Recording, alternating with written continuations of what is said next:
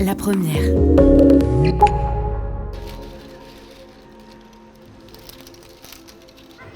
Antekum veut que le village soit un sanctuaire. Mais l'isolement est de courte durée.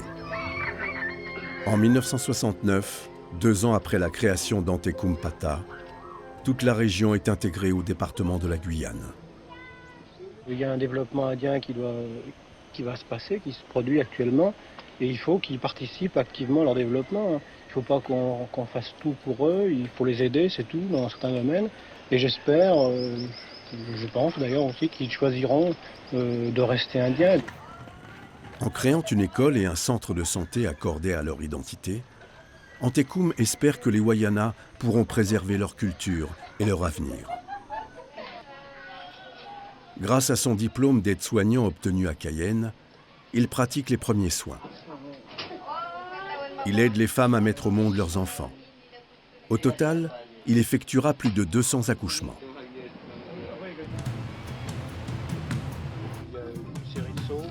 La nuit, quand il y a urgence, il transporte les malades en pirogue jusqu'au bourg de Maripasoula. Et contre les épidémies, Antekum vaccine à tour de bras. Le contact avec les civilisés est néfaste aux Indiens parce qu'on leur apporte des germes microbiens contre lesquels ils peuvent lutter très difficilement. Je pense par exemple à la tuberculose ou à la grippe qui peut être désastreux, qui peut provoquer des décès.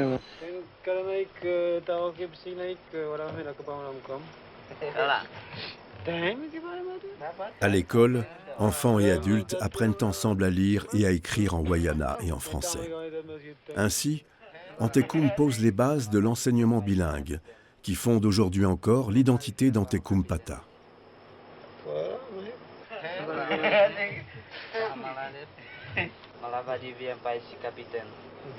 Pour la France, l'école est un outil d'assimilation fondé sur l'unique apprentissage du français.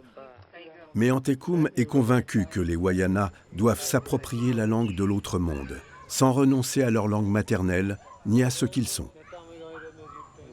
C'est important pour eux de leur apprendre des rudiments de français parce qu'ils ont de plus en plus de contact avec les gens de l'extérieur. C'est un mouvement qui est irréversible, que je regrette d'ailleurs. Enfin, il faut donc leur donner des moyens de se défendre. Mais il faut qu'ils continuent à être indiens, qu'ils apprennent à chasser, à pêcher, à faire des vanneries, à aller en forêt, à connaître les plantes. J'ai pas du tout l'intention de leur apprendre, par exemple, que leurs ancêtres étaient des Gaulois. Je trouve ça parfaitement stupide. Vous leur apprenez quand même ce qu'est la France. Non, Antekum ne leur raconte pas ce qu'est la France. En privilégiant la langue des Wayana, il s'oppose frontalement à la politique d'uniformisation culturelle. Ce choix lui vaut la perte de l'habilitation qui lui permettait de faire la classe. L'école ferme. À l'époque, pour bien faire comprendre qu'elle ne lésine pas sur l'assimilation, la République confie à l'Église catholique la tâche d'éduquer les enfants amérindiens dans des internats appelés Home indiens. Ils sont disséminés sur l'ensemble du territoire guyanais. Édifié en 1968, celui de Maripasoula est à quelques heures de pirogue d'Antekum Pata. Le Seigneur soit avec vous. Et avec votre esprit. La langue Wayana est proscrite. On ne parle que français. Les enfants sont convertis, habillés à l'occidental. Un prénom français leur est imposé. Leur identité, arrachée. Christiane, c'est la plus jeune. Enfin. Et quel est son nom indien? Je ne connais pas son nom indien.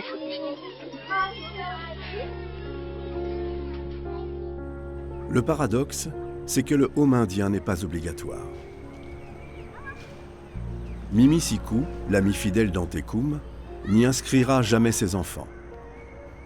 Antekum n'abandonne pas son désir d'une éducation respectueuse de la culture Wayana. Je suis tout à fait hostile, mais alors complètement hostile à cette formule de home indien.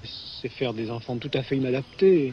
Un pensionnat ici, le petit indien ou le petit boni, auquel il faut mais vraiment toute sa vie d'enfant pour apprendre à aller en forêt, à se déplacer sur la rivière, à chasser, à pêcher, à faire des vanneries et autres. eh bien, ne pourra pas le faire. Et on va lui apprendre simplement le bas à bas ou des petites choses ridicules.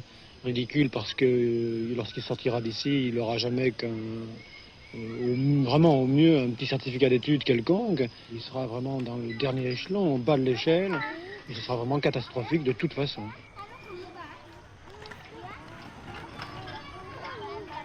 Antekum peut compter sur le soutien de Jean Hureau, un ethnologue qui étudie la société Wayana depuis les années 50. Pour lui, l'assimilation est un ethnocide. En 1970, il écrit au sous-préfet. La scolarisation des Indiens Wayana est une véritable agression culturelle et ne peut que les mener à une rapide désorganisation.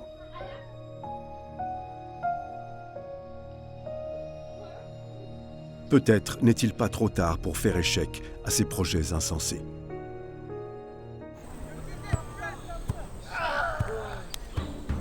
Manu a été éduqué dans un home indien, mais il se souvient de ce qu'il a perdu. J'ai quelque chose, est-ce que je peux montrer? Est-ce que je peux montrer quelque chose? Voilà, ça c'est un portrait que je te voulais montrer.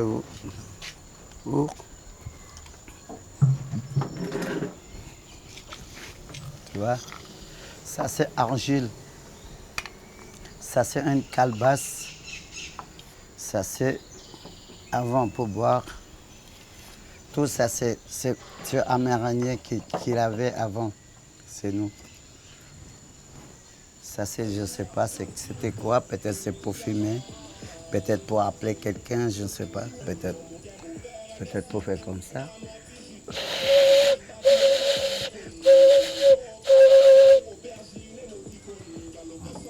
Peut-être des cigarettes et tu viens là, après tu te fumes ici. Ça c'est, je crois, c'était chenille.